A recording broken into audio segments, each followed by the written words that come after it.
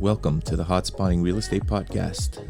This is a bi-weekly podcast that talks about all things real estate with a splash of real-life topics. So tune in and let's keep it real. All right, welcome to the Hot Spotting Real Estate Podcast. And I got a very good guest today, a good friend of mine. I've known you for how long? I don't even know. 18, 19, 20 years? Yeah. Since you were at Reliable. Since I started in this beautiful industry of ours. Yep. And Mr. Steve Selcer's here. And Steve's born and raised in East LA, Hacienda Heights area of Los Angeles. Graduated from San Diego State with a BS in accountancy.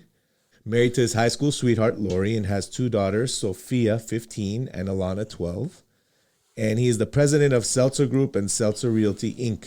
And we are very happy to have you here today, sir. I'm happy to be here. How you doing? Thanks for having me. Other than the scratchy voice. And we all have it. Yeah. It's that time of year. And I was talking to someone yesterday saying, my daughters are just constantly coming home with something. Yeah. And it's like yesterday night, my 3-year-old actually coughed in my mouth. Oh. They are germs. So they I'm like 2 days away from having something, basically. That's what happens when we have kids. We're in that club. It's part of the program. Yep. And all I could do is drink my water, drink my vitamin C, and just hope for the best. And just know that it's going to happen. That's it, man. That's right. Well, why don't you give everybody a little bit of background on how you got into commercial real estate, and then let's dive into the Selcer Group and Selcer Realty, and what you do, as far as your own companies go. I grew up in the business. Go figure. I did. My dad and my uncle were in the business back in the early 80s. Okay. And go figure, because my career, they actually started all their developments in East LA. Yeah. And built some beautiful shopping centers. Won national awards, started the revitalization of Whittier Boulevard. No way. Cool stuff. So when my dad said, "You're getting into the business and you cannot work for me," he said, "You can either go work for the Legazpi Company and be an entrepreneur, or you can go to Ferris Lee and I won't say what he said, but 3 years of just grueling, getting coffee." Yeah. Right. So I decided to go to the Legazpi Company. Nice. And that's where I started. I picked up a bunch of tenants right out of the gates. And then about 2.5 years later, I went and was, I guess you could say, recruited by Wilson Commercial Real Estate. Nice. And became a partner with Chris Wilson and Scott Burns. Greatest thing. Great experience. Was there about 6 or 7 years. And then went and became the VP of Leasing for Prime Store Development and the first broker of record. Wow. And got to really experience it from the landlord side, in-house. And then 13-month stint somewhere, and then I started my company about 7 years ago. Wow. So you're at Prime Store how long? About 6 or 7 years. Wow. And then let's talk about the companies you started. So there's two separate ones. Mm-hmm. One's a brokerage, I'm guessing. Correct. And the other is investment? Development. Mm-hmm. And you're solo? It's me. That's it. No, that's how I started, and we've grown since I started. How long has it been? 7 years. Wow, dude, yeah. I can't believe it. Just like out of nowhere. And then when COVID hit and everybody started working from home, I'm like, damn it, everybody's going to learn my dirty secret. Working from home is fantastic. But I have a safe space so I can go in and close the doors and just get my stuff done. That's amazing, man. So development and brokerage, and that basically is just a culmination of everything that I've done, with all the relationships that I have to start my own business.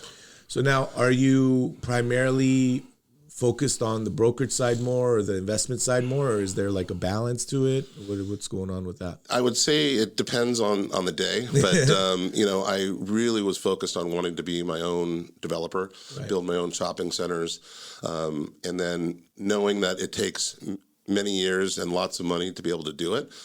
Starting off on your own kind of a thing. I obviously coupled the brokerage and the relationships and consulting and my expertise to be able to keep the lights on. Yeah. And you know a lot of people. I know a lot of people. And a lot of people love you. Thank you, Mike. And everybody loves you too. I mean, look, I started off at the Legazpi Company, and Jose gave me the ICSE book, threw it on my desk and said, call everybody. And then he said, go to Acre. And then, of course, ICSE as well. When I went to the first Acre, I sat in the corner, if you can imagine me doing that, and I watched everybody. I was a sponge. I wanted to soak it up. Yeah. I wanted to see where were the groups, the pods, and I needed to know each one of those people and ended up running Acre for 6-7 years, something like that. Oh yeah. And then I remember that.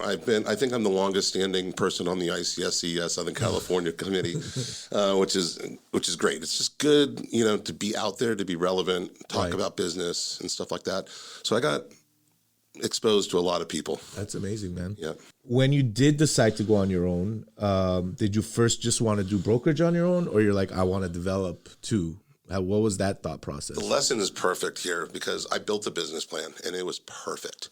Before you left, you were working on it. I knew exactly what I wanted to do. Okay. I basically said 50-50, 50% development, 50% brokerage. I had, 1 million square feet, of listings that I wanted to get. I had 2 or 3 different tenants that I was going to work with, and I was going to go out there and look for, properties to develop. After the first year, I looked back at that business plan and none of it actually happened. But what it boiled down to is it put me in a direction to go out there. Right. I was strategic about it, and then the world took me to where I'm at now. Wow. And there's a lot of cool things that came from it that I never expected. And I'm sure we'll get into it, but one of them being my beautiful project in Mammoth Mountain. Yeah. So we'll talk about that in a minute. But The transition when you went from, it was Prime Store the last gig, right? yeah, well, I went to work for a syndicator for about 12 months. Okay, so is that where you learned that side of it, or were you already kind of learning that with Prime Store, or where did you get that information? Look, as a broker, I did so many transactions. Right. As Chris was the rainmaker, Scott was the manager, and I did all the work.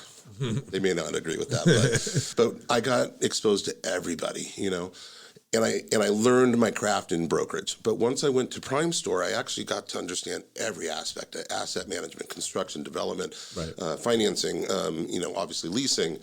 That was a portion of it. Property management, plus coupled with everything I've learned from my family. Yeah. So, that's really where my skills honed in. The syndicator was great because I actually learned so many things doing it myself. I was in charge of asset management, so I did it. But once I was there, I was like, I can do this myself. Yeah. So I did. I think that's the part where I'm sure there's a lot of brokers out there, especially like me too, right? Like where you're like, I want to go and do this, but sometimes you're not exposed to it. Like I do tenant rep, right? I'm not exposed to any of the syndication stuff. Yeah. None of that. Be careful what you wish for going into getting into development. It is, I guess you can say, it's sexy. It's ego driven. You're creating something tangible, but you're doing it on brokerage too. On the development side, there's just so many other things that we don't deal with on the brokerage side that makes it a lot more complicated. The syndicating, the capital side, I'm going to say it this way, and I know it's not exactly right. Finding money is easy. You've got to find the project. Right. So I'm lucky I'm in a lane where I'm not competing with a lot of people because I'm creating things that nobody else is creating or would want to create, because they're like, there's no money for it. Yeah. There's money there. There's money. If you have a good project. Yeah. And you're doing it on the tenant rep side. Yeah, it's true. I look at it like that when I'm out looking for sites. I have a percentage in that. The project is what I look at it, which is my commission, right? Sure. But that's how I look at it. I'm getting a piece of that pie of that project. Now, if you want to go see what the rest of that part of the piece of the pie is, you're more than welcome to come over anytime, and I'll help you work through all of it. That's awesome. I've been lucky. People have paid it forward to me. It's the easiest thing for me to do is to pay it forward to my friends. Yeah, for sure. Tell us a little bit some of the what kind of projects you started working on when you went into the development side. So I'm going to do it a different way, which was when I started my company, the first thing I did is I actually went back to the Baldwin Hills Crenshaw Plaza Mall that I was working on when I was at Prime Store. So they brought me in. We all know Josh Goodhart's a good friend. Yeah. I said, I want you to come to work with me. We're going to work on the mall 50% of the time, and we're going to work on development the other 50% of the time. And that's where it started. We had a good project that was paying the bills. Plus we could go out there and find some development projects. So the first thing that we did is we flipped a piece of paper that had a post office. And we were going to, keep it, renew the lease. But we ended up just selling the paper, made a nice chunk of change, and moved on to the next. Josh walked into my office one day and said, I've got a piece of property in Rosamond, California. And he's like, I want you to take a look at it. I don't know what to do with it. And I said, okay, let me look at it. And I see it, and I'm like, where'd you find this, boy genius? This is a great piece of real estate. The reason why I knew is not because I'm such a fan or grew up in Rosamond or have that exposure. I drive past it every couple of weeks when I'm going up to Mammoth. Right. And I knew it. And I just knew it was just prototypical real estate, main and main, right off the freeway, going in the growth pattern. just the fundamentals of what we knew. Yeah. Right. So we got it under contract and we developed a grocery outlet, Starbucks, 7-Eleven, and O'Reilly. So that was the first. That was the first project. The first project. Now, what Josh and I did is, because we were amateurs, we knew that we were out, over our skis on some stuff. So we said, let's bring in a developer. We brought in the capital, syndicated the deal basically, and they developed it during the pandemic.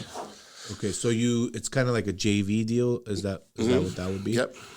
And you guys did that primarily for the lending side as well, I'm guessing, but not really for the tenancy side, just to kind of get into the game, do it the right way, not mess up, and get it done right. I mean, we had to entitle it, we had to subdivide it, we had to lease it, we had to, bring the contractor and everybody in, and we had the whole thing basically wrapped up from soup to nuts.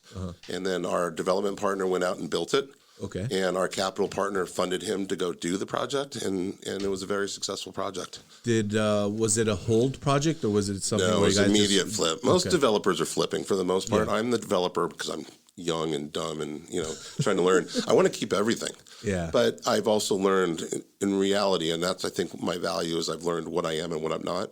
I'd love to keep them, but I know I also have to flip them. Yeah, and that's because you're promising a return to somebody, and Sometimes, I mean, depending, my Starbucks deal that I did up in Mammoth, I was able to get 100% financing. And that was just because I had it all buttoned up from, when it was time to fund. Wow. So I was lucky in that case. I don't think those days are around that much anymore. Yeah. Just because of everything that's going on, inflation and interest rates and construction costs. And, Let's talk a little bit about the mindset of your transition, because I think there might be brokers in your situation right now who are preparing to make that jump from in-house even, or, brokerage house to developer. What was your mindset to yourself on I'm going to do this and I'm going, let me get into it? I made notes. That's great. But out of all these notes, there's 2 words: determination and perseverance. That's it. That's it. Yeah. I knew what I knew. I actually, I thought I knew a lot of people in the business. I knew what deal terms were because I was able to transact a ton of deals. And I knew that the things that I didn't know, I had access to. One of the things that is one of the greatest values that I have is as I call my business buddies. They're all vendors, architects, contractors, engineers. You had one on this podcast, Richard Tate, who I love, as a brother. He's an amazing human being. Jim Baldwin, who's a landscape architect, and the list goes on and on. I play golf with them all the time. Nice. Right. And when I was in brokerage, Chris used to tell me, he's like, why are you playing golf with these architects and engineers? Go play golf with Walmart and Target. And I was like, I know what I'm doing, because I knew I wanted to get into development. Right. And it's one of the greatest assets that I have, and shout out to all of them because they're amazing human beings. And they told me for years, Steve, we know what you are. We know what you're not. We will support you. Wow. Just get out there. And I did. And just one thing led to the next, to the next, to the next, to the next. And there's a lot of growing pains and lumps and bumps along the way. With anything. But I think, put everything aside, you have to have some money set aside. Right. You have to know that you're not going to do this as fast as it was in brokerage. Yeah. And even in brokerage, it takes time. Doing a lease, you may not get paid for 2 years. Yeah, it's the same scenario. You got to have a little nest egg, so you're not worried about the check. You're worried about learning and growing and getting your, pardon my French, your shit together. I made sure that my first year I didn't have to think about money. And it was hard.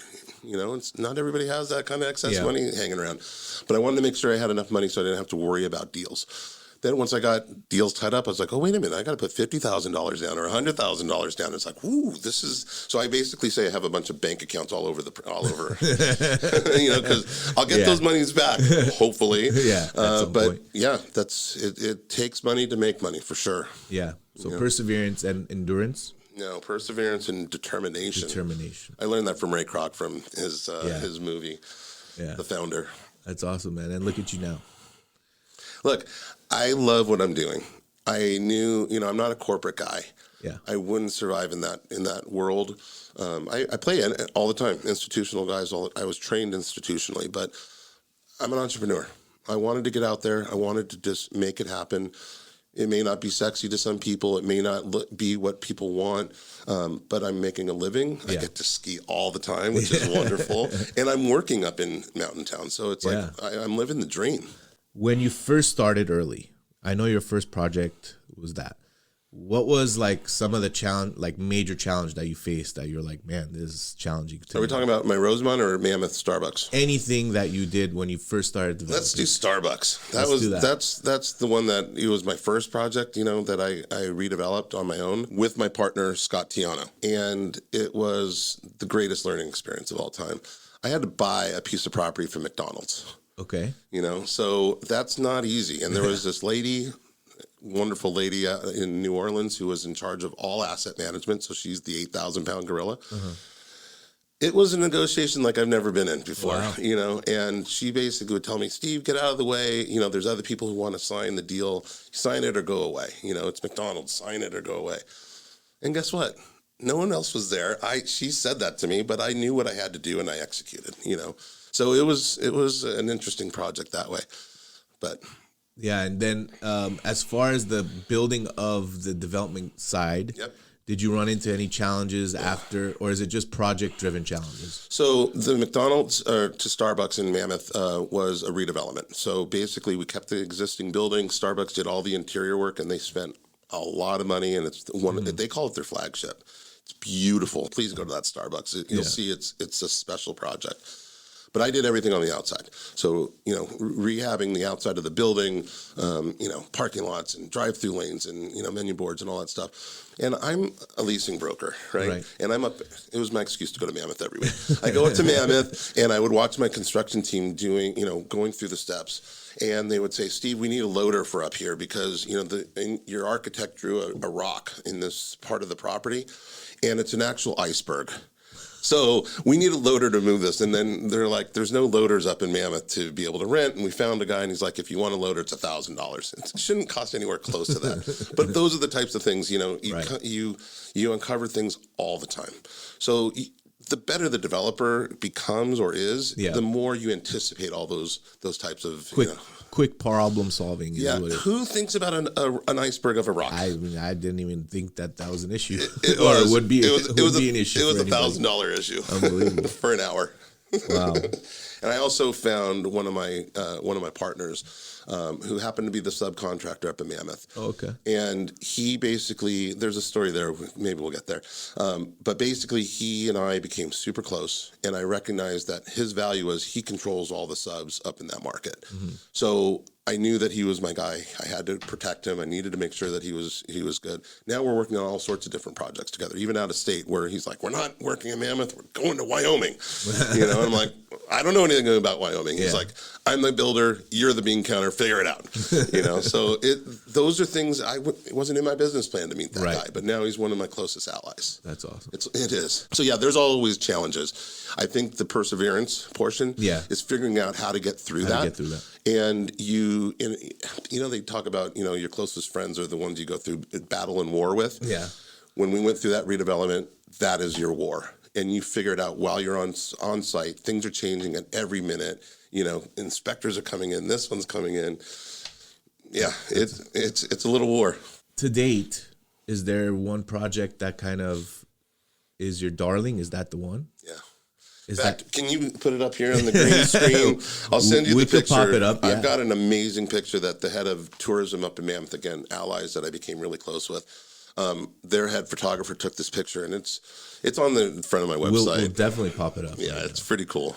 Can you tell us about some of the projects you're working on now, or what projects you're kind of gearing towards right now? Yeah, so Mammoth is one project that was completed, and because of that, I figured out that I know every pine cone that's up in Mammoth. So I started working on hotels. I started working on all sorts of different projects. The one that's the most active right now is a workforce housing project of all things, because I knew that there was a crisis up there in that mountain town for housing.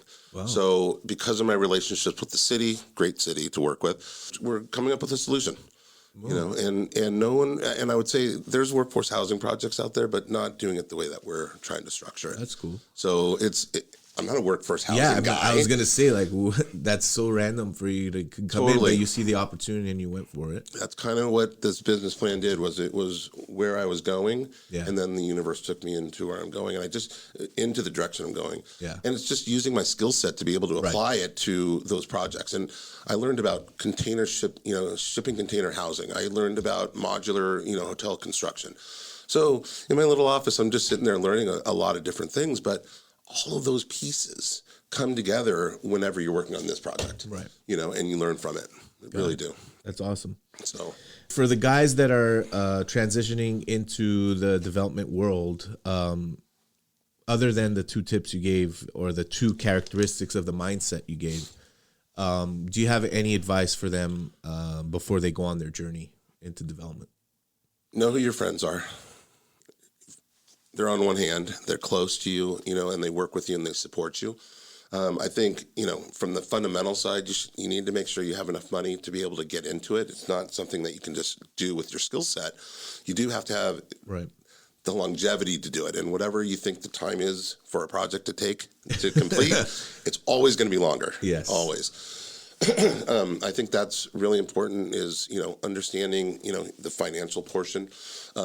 I can get into the technical side of it, of what I think a broker needs to learn from, to get into development. I think that would be cool. Just a little sound off, maybe not too much detail, but just a sound off. Because I think there's guys who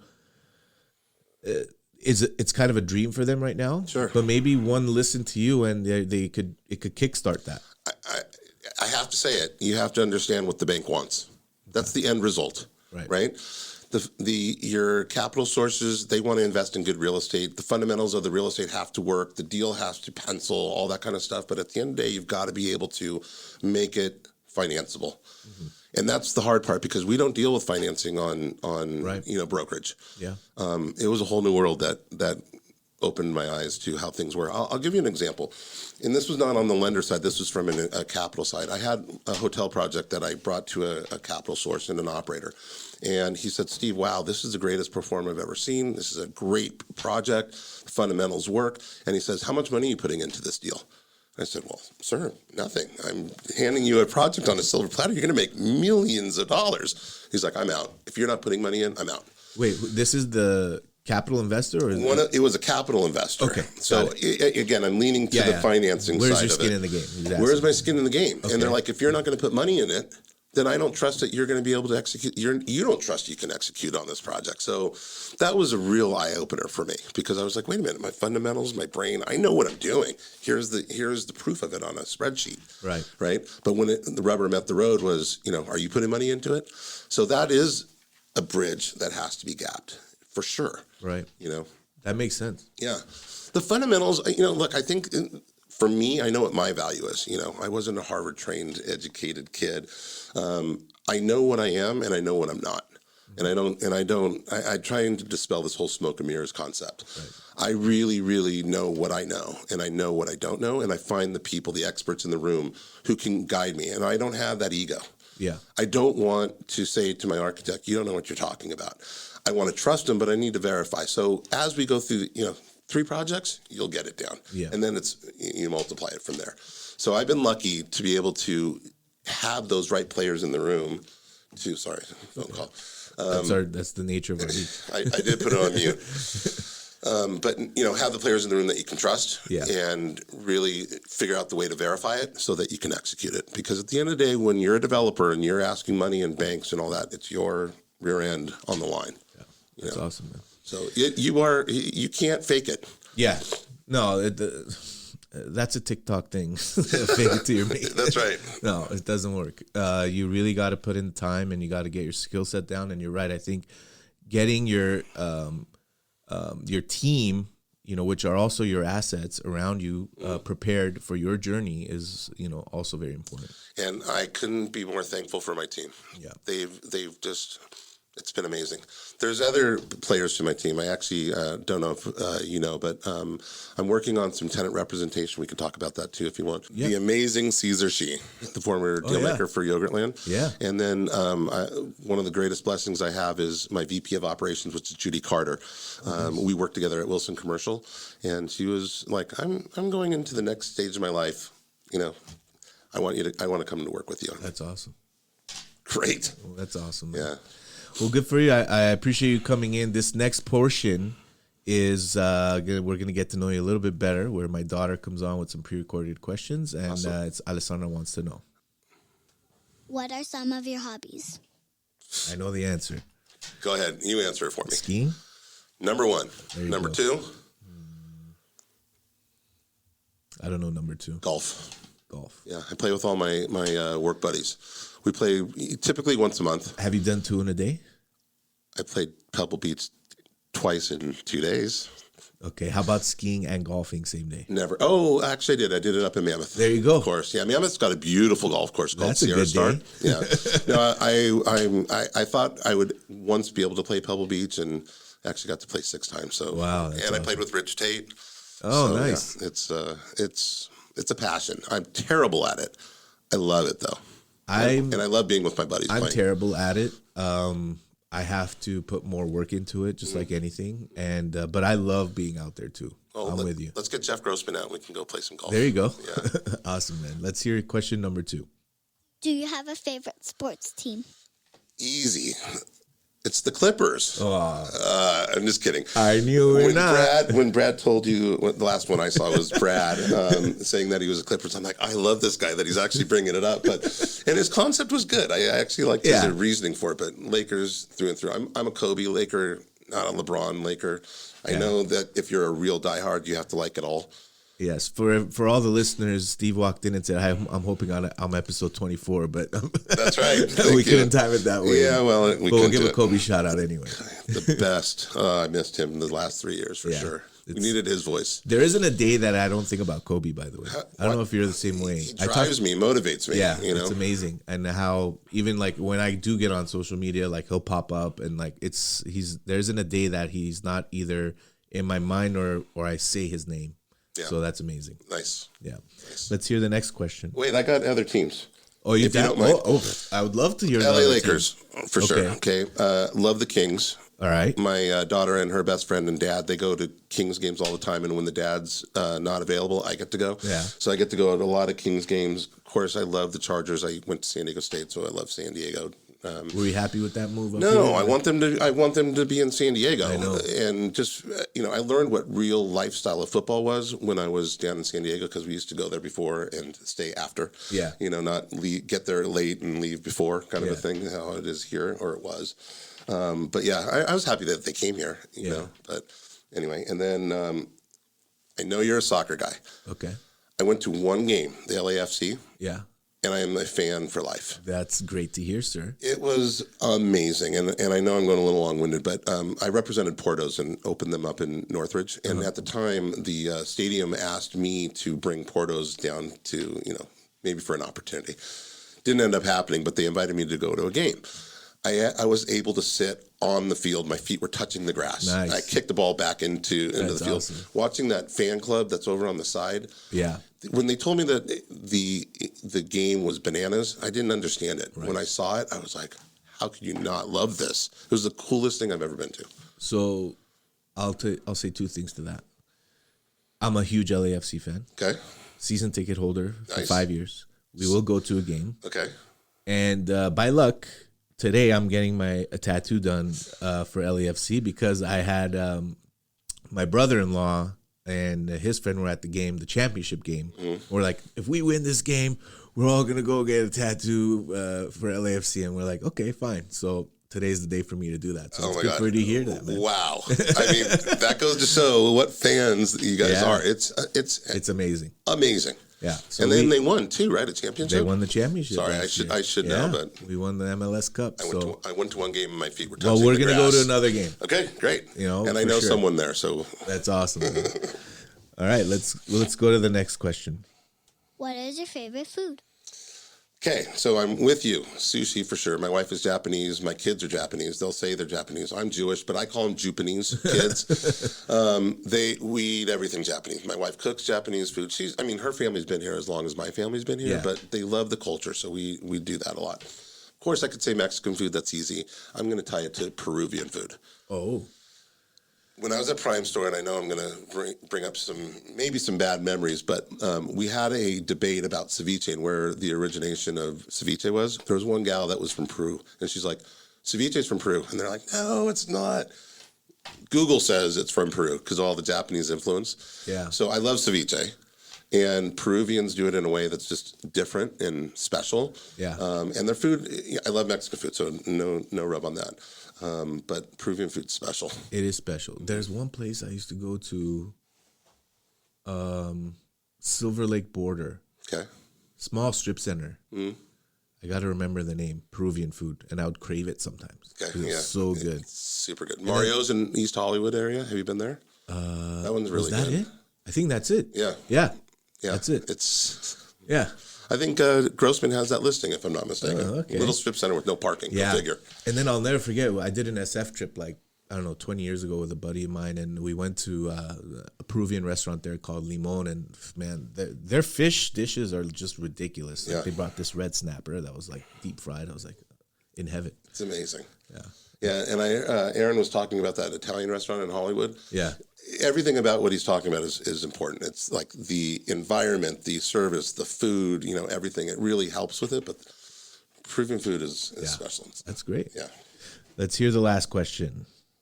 If you can live anywhere in the world, where would it be? Okay, so I've heard everybody's answers to that. I have a second home in Mammoth, so I'm as blessed as can be to have a place up there. I've only been in Europe to Italy, and my wife and I loved it. One of the coolest spots that we've ever been. I'm doing work in Wyoming, so I think that's a special place too. So, wow. And it happens to be it has a housing component, so yeah. I'll have a house in Wyoming. Nice. Yeah, it's nice to get out of the city to see what real world is like. It's a different world, different world, but it's that's nice. Awesome. Yeah, Man. There's only 600,000 people there. Really? Yeah, in the whole state. Oh wow. Yeah. Yeah, so there's a lot of space there. It's a lot of space. No demand, Right. No, but it's cool. Well, that's awesome, man. As always, I want to thank you from the bottom of my heart for coming. I've known you for a very long time, and every time that we've interacted has always been motivating for me, and it still is, so I appreciate you, and I wish you the best of luck. And again, thank you for coming. When people want to reach you, what's the best way? We could put that in the show notes for you. Is that an email or a LinkedIn? Or yeah, I mean, I'm kind of a dinosaur this way, but email and cell phone is always the best. You can put that into the show notes. You got it, man, and I really don't. Where's my opportunity to thank you? We'll give you a couple seconds. Okay, 2 seconds. You're awesome. What you're doing here is fantastic, and you should be very proud of yourself. Oh, thank you, man. It's special. I've done a lot of networking. We've done a lot of outreach. We do. We meet with people all the time. What you're doing here is awesome. You've asked me to do this for a long time, and I pushed it off because I didn't want to screw it up. But I really, really appreciate you creating this opportunity for all of us to be able to speak to people. And I will tell you, my nephew wants to get into the business, and I said, I want you to watch every one of these podcasts. Oh, that's good. Because what you're learning on here is what I had to go do through transactional work and deal making. Right. I want you to see what those top level things are so you understand what the value is in our business, and it's coming through this podcast. So thank you. I appreciate that, man. Well, I'm hoping I can keep it going, and guests like you, I think we're going to be in good shape. Just a reminder, please take the time to subscribe to this Thanks, podcast and leave us a rating and review. It's greatly appreciated. You can also follow us on Instagram and Facebook at Hot Spotting Podcast. If any listeners have any questions or topics they would like to hear on the show, or if you simply want to connect, you can email me at mike@hotspotproperties.net. Once again, thank you for listening. It's been real.